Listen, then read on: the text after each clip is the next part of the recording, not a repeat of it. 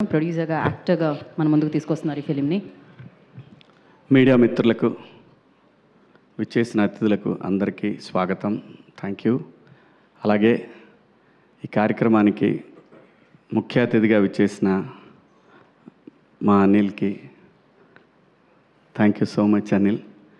ఎందుకంటే అనిల్ అంటే just like అబ్బాయి అంటాను నేను, చాలా ఇష్టం. ఇది వ్యక్తిగతమైనటువంటి బాండేజెస్ అనమాట, అంతవరకే. బట్ అనిల్ చాలా, నేను ఈవీవి గారిలో చూశాను, చాలా గొప్ప క్వాలిటీస్ ఉంటాయి ఈవీవి గారిలో. అలాగే అనిల్ ఈ కాలంలో ఇంత కూల్గా ఒక సినిమాని కంప్లీట్ చేయటం అంటే అంత ఈజీ కాదు. అనిల్ని అందరూ ప్రేమిస్తారు. చాలా పాజిటివ్ వైబ్ ఉంటుంది తన చుట్టూ. ఫోన్ చేసి అబ్బాయి ఎక్కడున్నావు, నేను ఎక్కువ అంటే ఏ ఆర్టిస్ట్కైనా ఉంటుంది, అబ్బాయి ఏమైనా ఉందా అంతవరకే, కానీ ఇబ్బంది పెట్టే అంత దూరం అయితే వెళ్ళదు. దానికి మించిన ఒక ఏమో అనిల్ అంటే ఒక పిచ్చి ప్రేమ. అంతేగాని అబ్బాయి ఎట్టి పరిస్థితుల్లో మనం సినిమా, నాతో ఒక సినిమా చేయి, ఇట్లాంటి కన్నా కూడా దాన్ని మించినటువంటి ఏదో ఒక తెలియని ఒక బ్లడ్ రిలేషన్ మాదిరి అనమాట. పైగా తను ఎప్పుడూ ఇబ్బంది పడొద్దు అని ఎక్కువ కోరుకుంటాను. తన సక్సెస్ని డెఫినెట్గా మా అనిల్కి తెలుసు. తన పబ్లిసిటీ అనౌన్స్ చేసిన దగ్గర నుంచి నేను బలంగా కోరుకుంటా, ఎట్టి పరిస్థితులు ఎక్కడా కూడా ఒక నెగిటివ్ థాట్ రాకూడదు ఎవరికి కూడా అనేది. ఎందుకంటే తనంత మంచివాడు కాబట్టి, లేకపోతే రాదేమో. తనంత మంచివాడు, మంచి టెక్నీషియన్, మంచి టాలెంటెడ్. బాస్కి ఆల్ టైమ్ రికార్డ్ ఇచ్చాడంటే సామాన్యమైన విషయం కాదు. అలాగే ఇంకా చాలా హిట్లు ఇస్తాండి ఈవీవి గారు. మీరు కృష్ణారెడ్డి గారు ఎలాగైతే వాళ్ళు ఫీల్డ్లో ఉన్నంతవరకు ఎలా హిట్లు కొట్టారో, ఖచ్చితంగా నాన్ స్టాప్ హిట్లు ఖచ్చితంగా కొడతాడు, మనం చూస్తాం భవిష్యత్తులో. నేను అనుకుంటున్నాను, ఎందుకంటే అట్లా లోపలికి వస్తున్నప్పుడు అక్కడ ఫోటో ఉంటుంది అనిల్ది, కింద చాలా ఫోటోలు ఉన్నాయి, కానీ ఆ ఫోటోలు చూసినప్పుడు అనిపించింది అబ్బాయి ఎప్పుడో హీరో అవుతాడు అనుకున్నా. ఇక్కడ ఎవరు ఏం మాట్లాడుకున్నా, ఎవరు ఏం కావాలనేది కళామ తల్లి నిర్ణయిస్తుంది. జస్ట్ ఒక ఫీలింగ్ వచ్చింది నాకు అట్లా లోపలికి వచ్చినప్పుడు. అదే చెప్పా ఇక్కడ కూర్చున్నప్పుడు, ఎందుకో అనిపించింది అని చెప్పాను. ఖచ్చితంగా అవ్వాలండి. వాళ్ళ తమిళ్లో అందరూ డైరెక్టర్లు చాలామంది హీరోలుగా చేస్తున్నారు, ఎందుకు అవ్వకూడదు? అయితే తప్పేంటి? ఆర్టిస్టులు డైరెక్టర్లు అవ్వచ్చు. రామారావు గారు hero, director, producer, makeup man, ఎన్ని చేశాడు రామారావు గారు. ఇచ్చేయి సినిమా రీమేక్ కూడా చెప్పాను ఇందాకనే. ఇచ్చేసాయి. అలీ గారు ప్రొడ్యూసర్గా. అమ్మ హీరో ఎవరో చెప్పను, ఎందుకంటే మళ్ళీ ఇప్పుడు జిద్ద మొదలు పెడతారు, లేనిపోయింది ఎందుకు మనకి వాళ్ళ. సో థ్యాంక్ యూ అండి. నా సినిమా గురించి మాట్లాడేదాన్ని నేనైతే మాత్రం ఒకటి గ్యారంటీ చెప్పగలను.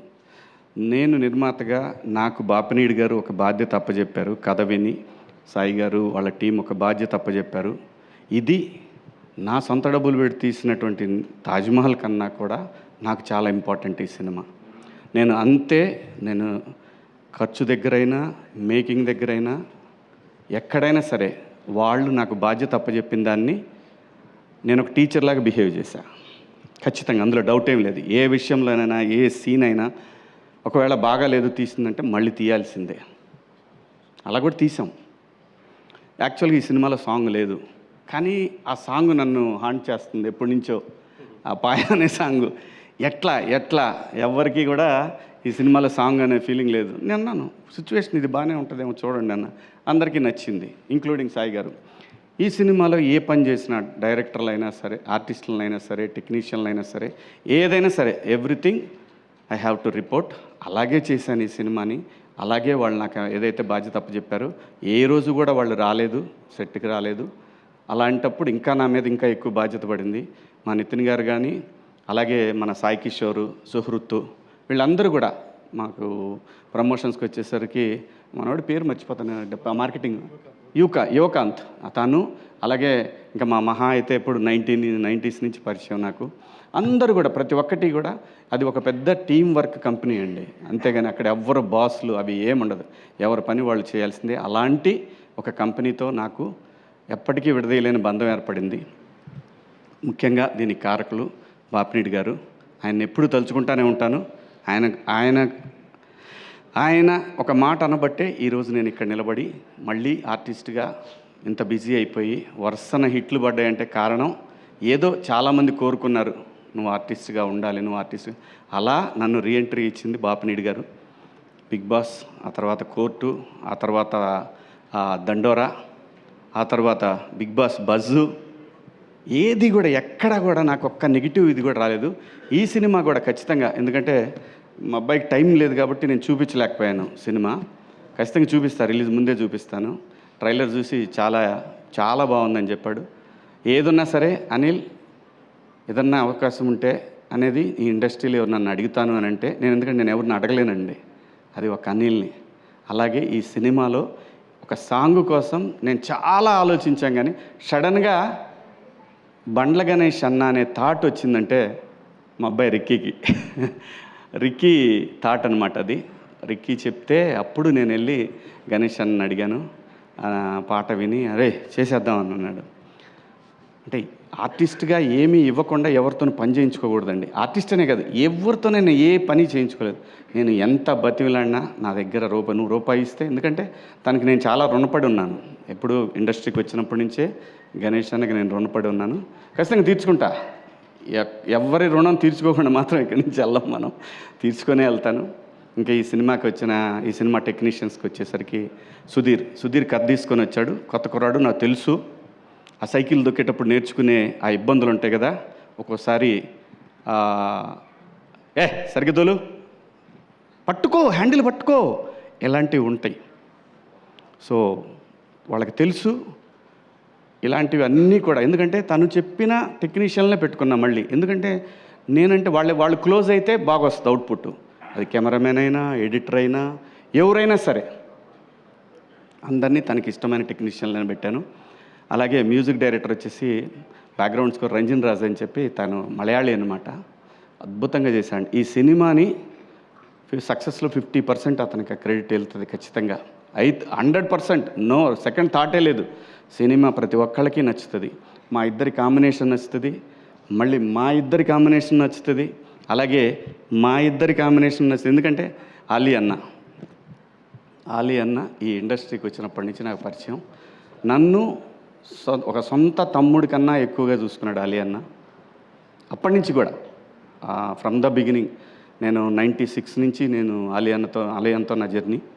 ఆలీ అన్న ప్లస్ గణేష్ అన్న, చనిపోయాడు వేణుమాధవ్ అన్న, ఆయన, వీళ్ళందరూ నన్ను ఒక సొంత తమ్ముళ్ళలాగా చాలా బాగా టేక్ కేర్ చేశారు.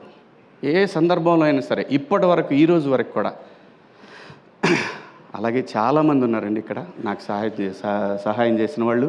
ఇంకా మా చిత్రం సీను, అప్పటి నుంచి పరిచయం. వాడిని చూస్తే భయం వేసేది నాకు. అప్పుడు గ్లాసులు పెట్టుకొని ఇట్లా తిరుగుతుండేవాడు.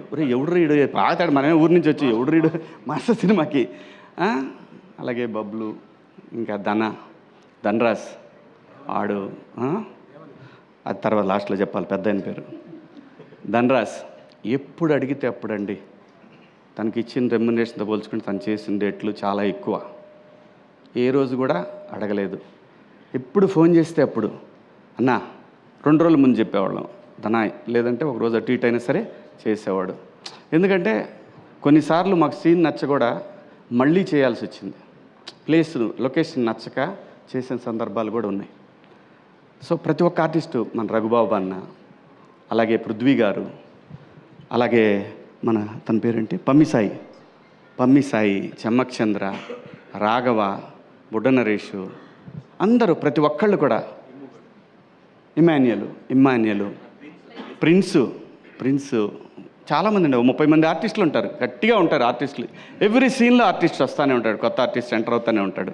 అది అనుకొని చేసింది కాదు, అలా అయింది. సమీరు. సో అందరూ ప్రతి ఒక్కళ్ళు కూడా చాలా బాగా కోఆపరేట్ చేశారు. మరీ ముఖ్యంగా చెప్పాల్సిన విషయం ఏంటంటే లయ ఈ సినిమా తను కూడా ప్రొడ్యూసర్లానే చేసింది. 4 o'clock అంటే ఎర్లీ మార్నింగ్ 4కి వచ్చే 6కి షాట్ ఉందంటే అలా వాడు కూడా రోహన్ అయితే ఎన్నిసార్లు వచ్చాడో వాడు లొకేషన్కి వచ్చి మళ్ళీ చేయకుండా వెళ్ళిపోయినా ఎప్పుడు ఇంతవరకు అందరూ కూడా, ఎందుకంటే నా మీద అభిమానం, at the same time ETV product అందరి మీద ఉన్న అభిమానం. స్క్రిప్ట్ అందరికీ బాగా నచ్చింది, అందరూ బాగా సపోర్ట్ చేశారు. ఇంకా టెక్నీషియన్స్ విషయానికి వస్తే రిత్విక్, మిథిలు, మా ఎడిటర్ గారు మనోజ్ గారు, అందరూ ప్రతి ఒక్కళ్ళు, శివ, విక్రమ్, రామ్, మనోడు సందీపు ఇది డైరెక్షన్ డిపార్ట్మెంటు, అలాగే ప్రసాద్, ధీరజు, వీళ్ళు ఈపీలు అనమాట ఈ సినిమాకి. ఆ తర్వాత మా అందరినీ నడిపించిన ఒక పెద్ద విగ్రహం ఉంది, అదే మా బాలాజీ సీనన్న. Thank you. నువ్వు లేకపోతే ఈ సినిమా అయ్యేది కాదు. థ్యాంక్ యూ సో మచ్ సీనన్న. అలాగే ఈ సినిమాకి ట్రావెల్స్ కానీ ప్రతి ఒక్కళ్ళు కూడా, మాకు ఈటీవీ ట్రావెల్స్లో వచ్చింది, అలాగే బయట మన ఇండస్ట్రీ ట్రావెల్స్, మా రాయుడు కానీ అందరూ ప్రతి ఒక్కళ్ళు చాలా బాగా సపోర్ట్ చేశారండి. మీ అందరికీ పేరున థ్యాంక్ యూ. ఇంకెవరినన్నా మర్చిపోయి ఉంటే, ఇంకెవరన్నా మర్చిపోలేదుగా, మనం ఒకే ఒక్క వ్యక్తిని మర్చిపోయానండి. అప్పటి నుంచి ఇప్పటి వరకు, నేను ఇండస్ట్రీకి వచ్చిన దగ్గర నుంచి ఈ రోజు వరకు నాకు ఇండస్ట్రీలో అతి ముఖ్యమైన ఫ్రెండ్స్లో ఒక ఫ్రెండ్ మా కమల్, మిత్రుడు కమల్. చాలా నాకు ఇండస్ట్రీలో ఫస్ట్ ఒక హీరో పరిచయం ఏంటంటే ఇతనే. నాకు సీతారామయ్య గారి మనవరాల్సు అనే సినిమాకి ఇతను హీరో అయితే, మేము సీతారాముల కళ్యాణం చూతమరారండే సినిమాకి మేము ఇద్దరం పరిచయం అనమాట. అప్పటి నుంచి ఈ రోజు వరకు నాతో ప్రతిరోజు ఫోన్ మాట్లాడుకొని ఉండడు. చాలా మంచోడు, మంచి ఆర్టిస్ట్. మన దండోరాలో ఇతనికి చాలా మంచి పేరు వచ్చింది, రంగామామ. Thank you Kamal, thank you so much. అలాగే అందరండి, కాదంబరి కిరణ్ గారు, ఈ సినిమాకి పనిచేసిన కాదంబరి కిరణ్ గారు, ఇంకా చాలామంది ఆర్టిస్టులు పనిచేశారు. అందరికీ పేరున ధన్యవాదాలు. Thank you so much once again. Thank you Bapineed garu, thank you Sai garu, thank you Nitin, thank you so much అండి మీ అందరికీ. అబ్బాయ్ thank you, I love you, thank you so much. Thank you Shivaji garu, thank you.